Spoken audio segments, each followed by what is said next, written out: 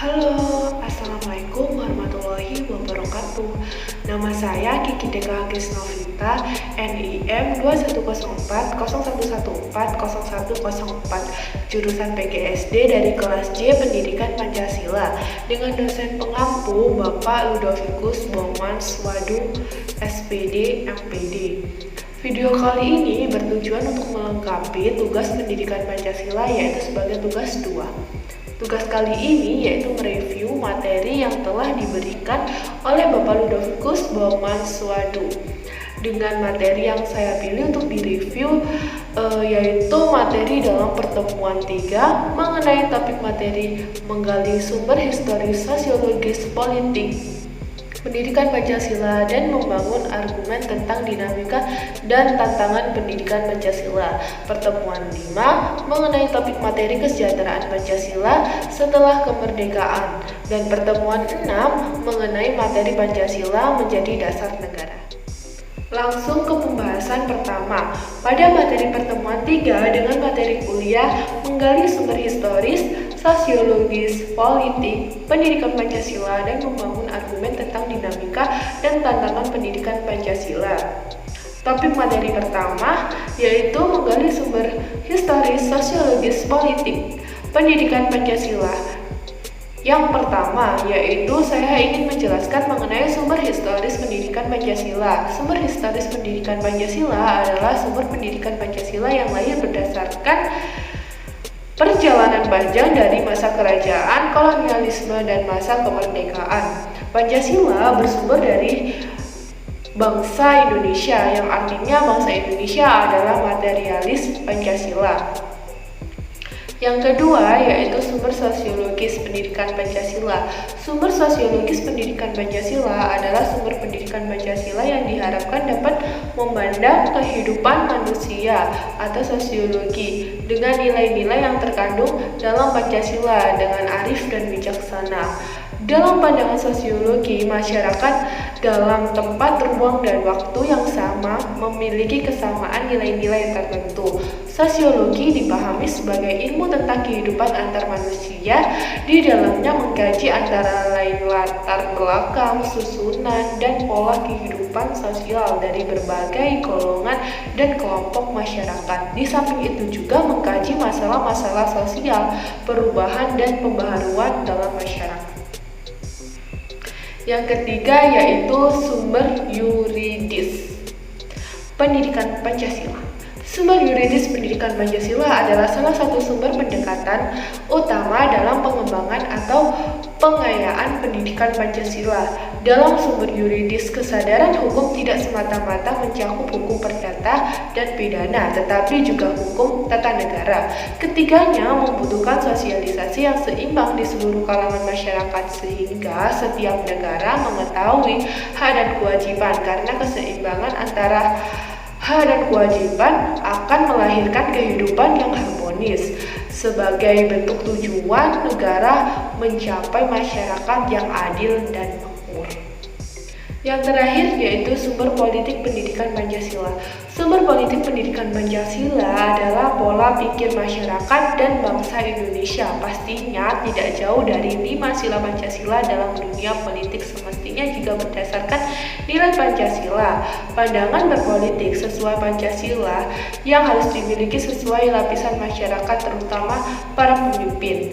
Etika politik berdasarkan nilai Pancasila ini yang menjadi dasar mengkritisi apakah para penyelenggara dan masyarakat sesuai atau belum dengan Pancasila itu sendiri.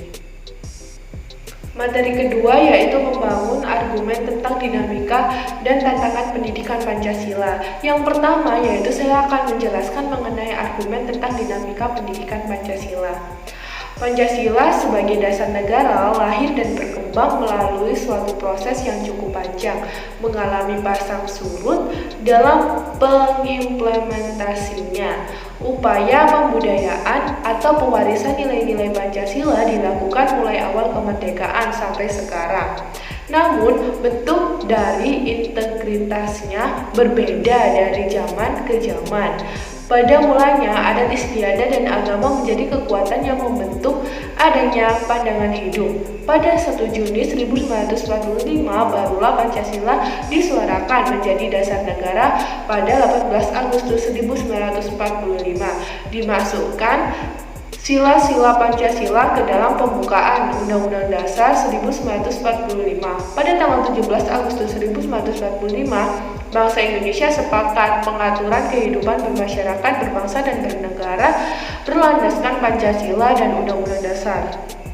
Namun, sejak November 1945 sampai menjelang ditetapkannya Dekret Presiden pada 5 Juli 1959, pemerintah mempraktikkan sistem demokrasi liberal. Setelah dilaksanakan Dekret Presiden, Indonesia kembali diganggu dengan munculnya paham lain. Pada saat itu, demokrasi liberal ditinggalkan. Perdebatan tentang dasar negara di konstituante berakhir dari kedudukan Pancasila diperkuat, tetapi pada keadaan tersebut dimanfaatkan oleh mereka yang menghendaki berkembangnya paham haluan kiri atau komunis.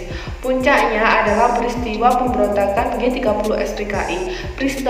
Peristiwa ini menjadi pemicu berakhirnya pemerintahan Presiden Soekarno yang digantikan oleh pemerintahan Presiden Soeharto. Pada masa pemerintahan Presiden Soeharto kemudian diterbitkan Ketetapan MPR Nomor 2/MPR/1978 tentang pedoman penghayatan dan pengamalan Pancasila. Namun Presiden Soeharto akhirnya dianggap menyimpang dari garis politik Pancasila dan Undang-Undang Dasar 1945. Beliau cenderung dianggap melakukan praktik liberalisme kapitalisme dalam mengelola negara. Pada tahun 1998 muncul gerakan reformasi yang mengakibatkan Presiden Soeharto dinyatakan berhenti dari jabatan presiden. Namun sampai saat ini nampaknya reformasi belum membawa angin segar bagi dihayati dan diamalkan Pancasila secara konsekuen oleh seluruh elemen bangsa. Hal ini dapat dilihat dari akibatnya para politisi terhadap fatwa politik yang berdasarkan nilai-nilai Pancasila dan perilaku anarkis segelintir masyarakat yang suka memaksa kehendak kepada pihak lain. Pada tahun 2004 sampai sekarang berkembang gerakan para akademisi dari pemerhati serta pencinta Pancasila yang kembali menyuarakan Pancasila sebagai dasar negara melalui berbagai kegiatan seminar dan kongres. Hal tersebut ditujukan untuk mengembalikan Pancasila sebagai dasar negara guna menjadi sumber hukum dalam penyelenggaraan pemerintahan negara. Yang kedua yaitu tantangan pendidikan Pancasila. Dengan adanya tantangan pendidikan Pancasila harus memiliki leitmotif dan leitsar sebagai dorongan pokok dan bintang petunjuk jalan. Menurut Abdul Ghani, tanpa adanya leitmotif dan leitsar Pancasila ini, kekuasaan negara akan menyeleweng. Oleh karena itu, segala bentuk penyelewengan itu harus dicegah dengan cara mendahulukan Pancasila, dasar falsafat atau filsafat, dan dasar moral, agar Pancasila menjadi dorongan pokok dan bintang petunjuk jalan bagi para generasi penerus memegang estafet kepemimpinan nasional. Dan saya rasa Pancasila saat ini masih belum sepenuhnya berjalan dengan tujuan Pancasila yang semestinya, sebab masih banyak tindakan praktik diskriminasi dan kekerasan terhadap sesama manusia, banyak korupsi, penindasan agama dengan diskriminasi terhadap orang-orang berbeda agama, menghalangi orang lain untuk memperoleh kesamaan derajat, bertingkah sewenang-wenangnya, mengutamakan kepentingan pribadi di atas kepentingan kelompok, hilang rasa cinta terhadap tanah air, konflik berlatar belakang SARA, memberontak karena tidak puas dengan keputusan yang diambil musyawarah, menyalahgunakan kekuasaan dan jabatan yang menyengsarakan rakyat, serta masih banyak lagi. Contoh nyata di era pandemi masih banyak masyarakat yang menyepelekan peraturan dan dari pemerintah mengenai antisipasi COVID-19 dengan tidak memakai masker, menghiraukan peraturan jaga jarak minimal 1 meter, tidak mau vaksin, dan masih banyak lagi. Dari hal-hal itu semua dikatakan bahwa nilai-nilai Pancasila masih belum bekerja dengan semestinya. Ketidaklancaran dalam menerapkan nilai-nilai sila Pancasila atau penyelewengan nilai-nilai Pancasila disebabkan karena kurangnya kesadaran diri dan masih banyaknya kalangan masyarakat yang belum memahami dengan baik nilai-nilai Pancasila tersebut dan tidak tahu bagaimana cara mengamalkannya. Faktor-faktor penghambat nilai-nilai Pancasila yaitu masih belum diamalkannya secara baik nilai-nilai Pancasila. Faktor-faktor penghambat nilai-nilai Pancasila dapat dibedakan menjadi faktor internal yang tingkat kesadaran masyarakat masih kurang. Kemudian ada faktor eksternal, kurangnya kontrol dan kurangnya panutan dari masyarakat.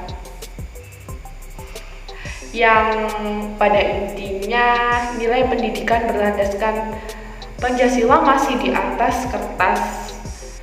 Masih teori tapi implementasinya belum. Dan saya harap Pancasila dapat diterapkan secara maksimal oleh semua elemen dari rakyat, wakil rakyat, badan anggota negara agar sadar akan pentingnya nilai-nilai Pancasila demi menjadikan bangsa Indonesia yang unggul dan berkualitas di mata dunia. Selanjutnya yaitu pembahasan kedua pada materi pertemuan 5 dengan topik materi kesejahteraan Pancasila setelah kemerdekaan. Yang pertama, saya akan membahas mengenai menelusuri konsep dan agensi Pancasila dalam arus sejarah bangsa Indonesia. 1. Mengenai metode pengusulan Pancasila. Periode pengusulan Pancasila adalah sebuah bentuk dari cikal bakal munculnya sebuah ideologi yang dimana dimiliki oleh bangsa Indonesia, yang dimana terdapatnya sebuah rasa nasionalisme, yang dimana kemudian menjadi awal dari tonggak sejarah untuk membuka inti gerbang kemerdekaan dari bangsa Indonesia. Hal tersebut tidak lain adalah dengan dilakukannya perumusan dari dasar negara yang dimana dilakukan oleh beberapa tokoh pendiri bangsa pada waktu itu seperti Muhyiddin, Supomo, Soekarno, dan kelima butir gagasan Soekarno diberi nama Jakarta Charter atau Piagam Jakarta. 2. Perumusan Pancasila dengan disetujuinya naskah awal pembukaan hukum dasar kemudian dikenal dengan nama Piagam Jakarta. Piagam Jakarta merupakan naskah awal pernyataan kemerdekaan Indonesia. Isi Piagam Jakarta antara lain sebagai berikut. 1. Ketuhanan dengan kewajiban menjalankan syariat Islam bagi pemeluk-pemeluknya. 2. Kemanusiaan yang adil dan beradab. 3. Persatuan Indonesia. 4. Kerakyatan yang dipimpin oleh hikmat kebijaksanaan dalam permusyawaratan perwakilan. 5. Keadilan sosial bagi seluruh rakyat Indonesia. Dari sini, naskah poin pertama dibenahi sesuai dengan pandangan bangsa Indonesia menjadi ketuhanan yang Maha Esa. Ketika pemimpin Indonesia sedang mempersiapkan kemerdekaan, menurut skenario Jepang, secara tiba-tiba terjadi perubahan peta politik dunia. Salah satu penyebab terjadinya perubahan peta politik dunia adalah takluknya Jepang terhadap sekutu. Peristiwa itu ditandai dengan jatuhnya bom atom di kota Hiroshima pada 6 Agustus 1945. Dan tanggal 7 Agustus 1945, pemerintah Jepang mengeluarkan maklumat bahwa akan dibentuk PPKI dan panitia itu direncanakan akan dilantik pada tanggal 18 Agustus 1945 dan mulai bersidang 19 Agustus 1945 dan direncanakan 24 Agustus Indonesia merdeka. Adanya beragam bentuk kekalahan Jepang. Tanggal 14 Agustus Jepang akhirnya menyerah tanpa syarat kepada sekutu. Dengan kekosongan waktu itu, para pemimpin Indonesia menyiapkan kemerdekaan.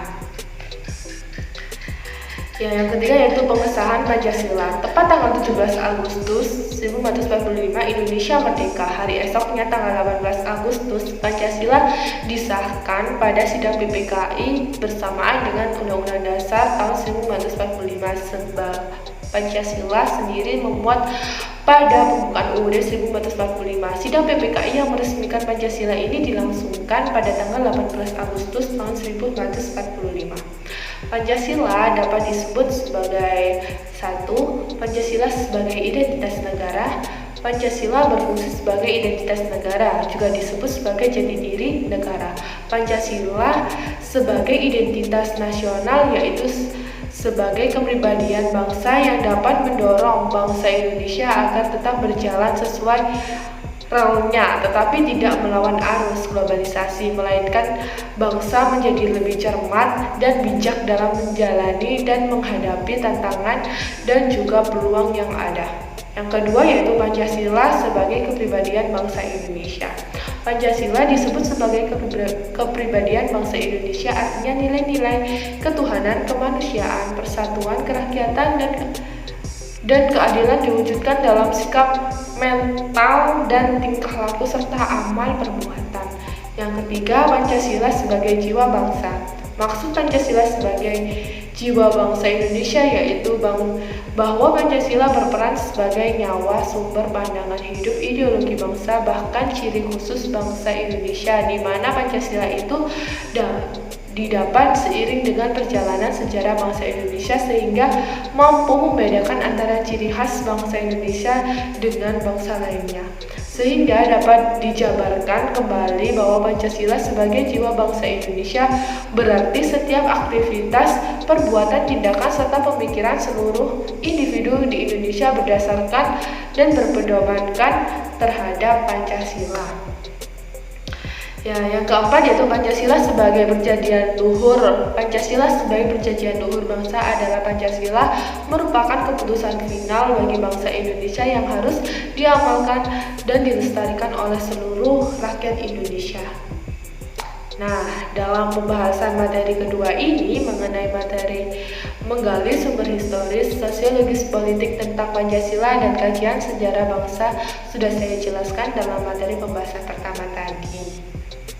Dari singkat diketahui bahwa Pancasila memang sesuai dengan pandangan dan kepribadian bangsa Indonesia. Diketahui bahwa pihak yang tetap ingin mempertahankan Pancasila sebagai dasar negara, karena Pancasila atau dasar negara merupakan acuan aturan dasar bangsa Indonesia, dan di dalam Pancasila tercermin kepribadian bangsa Indonesia. Selain itu, Pancasila merupakan pedoman hidup bangsa Indonesia dan merupakan jati diri jiwa bangsa Indonesia, dan banyak pihak yang tetap ingin mempertahankan Pancasila. Bahwasannya mereka meyakini bahwa Pancasila merupakan ideologi atau dasar negara yang memiliki nilai-nilai toleransi yang tinggi serta cocok dengan sistem demokratis yang ada di Indonesia. Serta Pancasila memiliki fungsi utama sebagai pandangan hidup kepribadian bangsa dan sebagai sumber hukum. Jadi Pancasila tidak perlu lagi untuk dibenahi atau digantikan. Yang terakhir yaitu pembahasan ketiga pada materi pertemuan 6 dengan topik materi Pancasila menjadi dasar negara. Diawali dengan materi konsep Pancasila sebagai ideologi negara. Pengertian Pancasila sebagai ideologi negara adalah dasar berbagai norma dalam penyelenggaraan negara. Ideologi negara adalah cita-cita negara atau cita-cita yang menjadi dasar bagi suatu sistem kenegaraan untuk seluruh rakyat dan bangsa yang bersangkutan. Sedangkan fungsi Pancasila sebagai ideologi negara adalah sarana pemersatu masyarakat dan pengaruh positif motivasi bangsa untuk mencapai cita-cita. Arti Pancasila sebagai ideologi negara secara lebih luas adalah visi atau arah kehidupan berbangsa dan bernegara di Indonesia.